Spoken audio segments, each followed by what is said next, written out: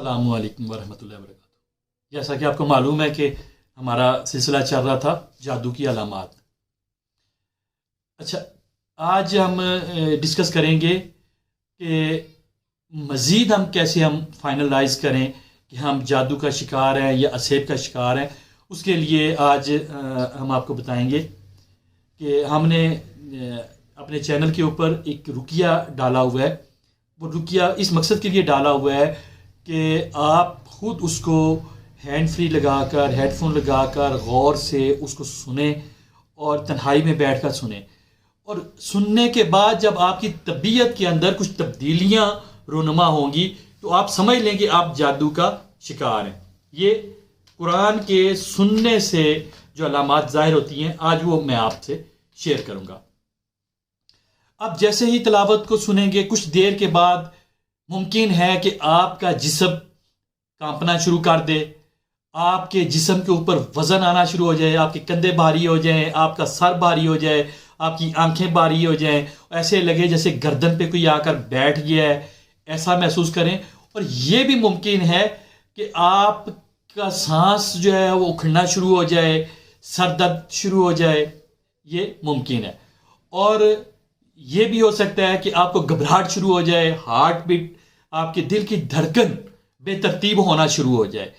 तो ये चीज़ें जब आप पे जाहिर होना शुरू हो जाए तो समझ लें कि आप असेब ज़दा हो चुके हैं। आपके ऊपर किसी जादूगर ने एक असेब, एक जिन, एक जादूगर जिन आपके ऊपर मुसल्लत कर दिया है, जिस वजह से ये अलामात जाहिर हो रही हैं। और इसमें मज़ीद आपके हाथ पांव सुन्न होना शुरू हो सकते हैं और आपके कमर पे भारीपन आ सकता है और ना चाहते हुए भी आंसू जारी हो सकते हैं, रो सकते हैं।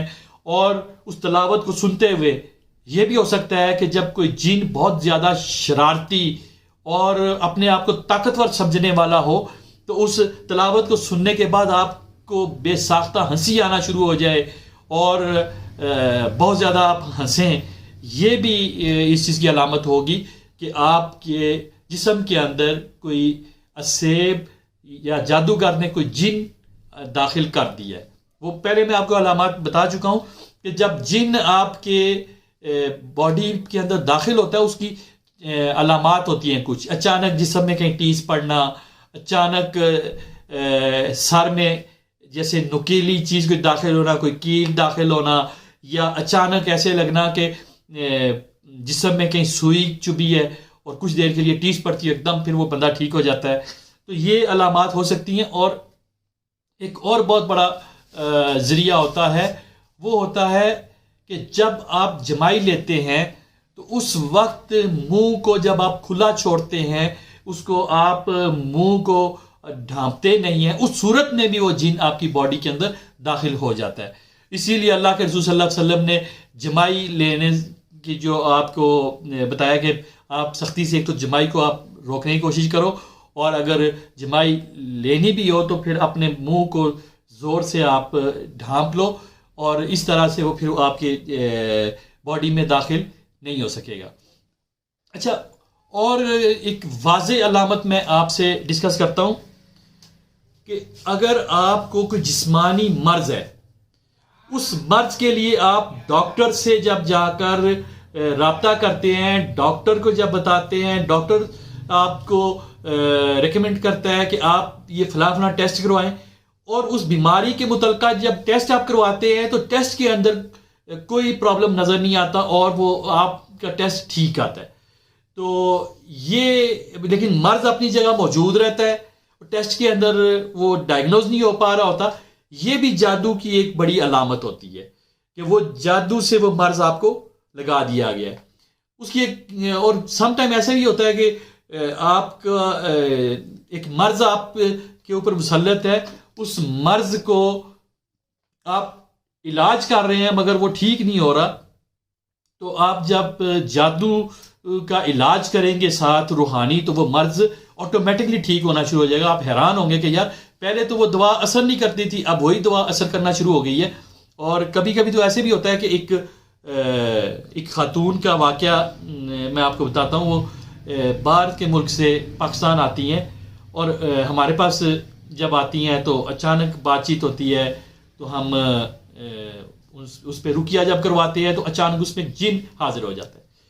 खैर मुख्तसर ये कि उस जिन को हमने वहाँ से निकाल दिया, उसको उससे खातून से अलग कर दिया। तो वो खातून जब वापस अपनी कंट्री जाती हैं तो कहने लगती हैं कि मैं जब पाकिस्तान आ रही थी तो मुझे डॉक्टर्स ने कहा था कि फ़लाँ फ़लाँ प्रॉब्लम आपके साथ चल रहा है, उसके लिए आपको वैक्सीनेशन करना होगी, आपको कुछ इंजेक्शंस लगाना होंगे। तो मैंने क्योंकि विज़िट पाकिस्तान का फाइनल किया हुआ था तो वो मैं दरमियान में छोड़ आई थी और मैंने कहा था कि मैं वापस आकर करवाऊंगी। हुआ कुछ यूँ कि मैं आपसे जब इलाज करवा के वापस आई हूँ तो अब दोबारा वो प्रोसेस जब शुरू होने लगा मेडिकल का, तो टेस्ट जब करवाए तो सारे क्लियर हो गए। तो डॉक्टर से बड़े हैरत ज़्यादा होकर मुझे पूछा कि ये क्या, कि पहले टेस्ट जो थे उसमें प्रॉब्लम्स आ रहे थे, अब वो बिल्कुल नहीं आ रहे, हमने तो वैक्सीनेशन का इंतज़ाम करना था, तो आपने इलाज क्या किया? तो मैंने कहा मैंने इलाज तो कोई नहीं किया, लेकिन मुझे याद आया कि मैं पाकिस्तान सिर्फ आप पास रूहानी इलाज करवाने के लिए आई थी। तो फिर इस तरह से कहती है कि वो मेरा मर्ज ठीक हो गया। अब वो हुआ कुछ यूँ कि मैंने कहा कि चले, वो मुझे उस जिन का नाम तो याद था जो उसकी बॉडी में हाजिर हुआ था, तो मैंने कहा जी आप पास किसी को बुलाएं और वीडियो कॉल पे आए, मैं ज़रा चेक करता हूँ। खैर उसने अपनी मदर को कहा, वो उनके साथ बैठी और वीडियो कॉल पे जब मैंने उस जिन का नाम पुकारा वो हाजिर हो गया। जब हाजिर हो गया तो मैंने उससे पूछा कि भाई ये क्या माजरा है? कहने लगा कि मैं इसकी बॉडी के अंदर मौजूद था और इसके लीवर को मैं हल्का सा खुरिच दिया करता था डेली, वहां पर एक जख्म बना देता था जिसकी वजह से ये वायरस इसकी बॉडी में हमेशा डायग्नोज होता था।